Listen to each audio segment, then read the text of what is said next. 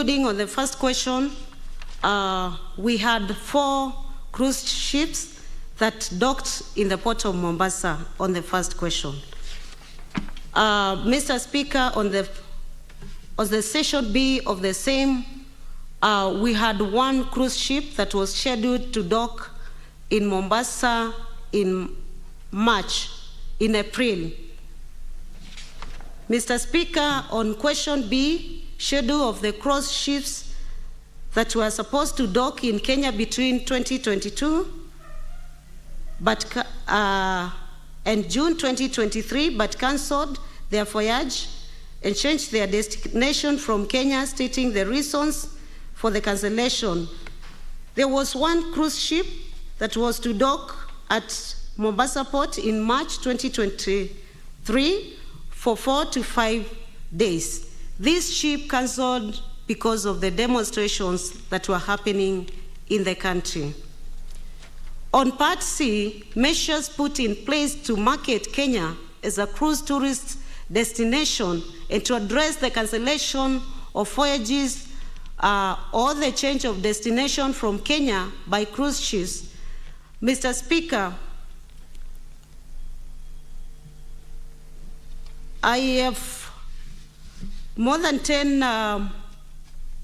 my statement will respond to the measures put in place to market Kenya as a cruise tourist destination and the measures to address the challenges of cancellation. Therefore, Mr. Speaker, the measures we put in place, number 1 is diversification of tour packages for the best Kenya experience to cruise tourists. Number 2, Mr. Speaker, we have come in conjunction and collaboration with the Kenya Ports Authority to brand the new berth of Mombasa. And number 2 is continuous collaboration between the ministry and the Ministries of Transport, Kenya Tourism Board, Interior, Blue Economy, Kenya Ports Authority, and other government agencies in undertaking aggressive marketing of the new cruise terminal at Mombasa Port. And number 3, Mr. Speaker, is joint aggressive marketing campaigns in leading global conventions on sea and maritime affairs and enhanced security to increase the number of international visitors arriving by sea. Mr. Speaker, the 4th one is lobbying for infrastructure improvements such as upgrading of Moi International Airport, Ukunda Airstrip, Dongo Kundu, and bypass, among others.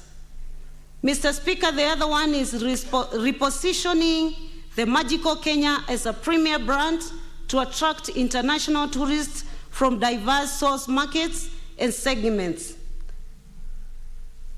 We are also on the 6th thing is advocating for good publicity, timely lifting of negative travel advisories on the country.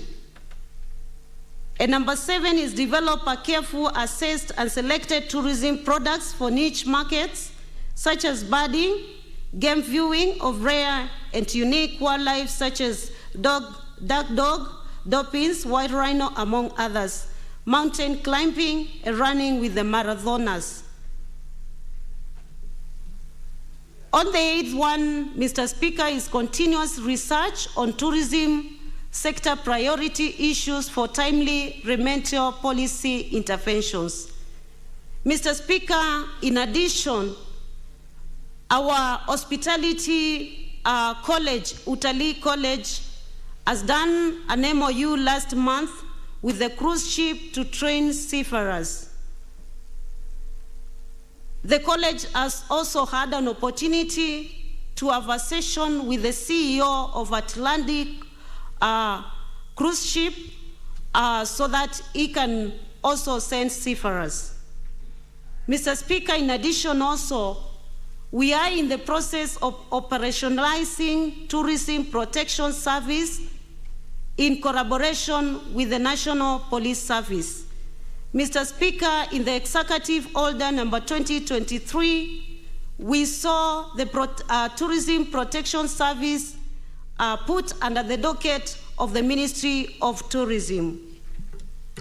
And finally, Mr. Speaker, we're marketing of the Kenya as a destination for cruise ship through the coming Royal Tour. And finally, Mr. Speaker, we're planning for Cruise Ship Owners Conference in Mombasa in the course of this year in collaboration with Maritime East Africa and Kenya Ports Authority. Thank you very much.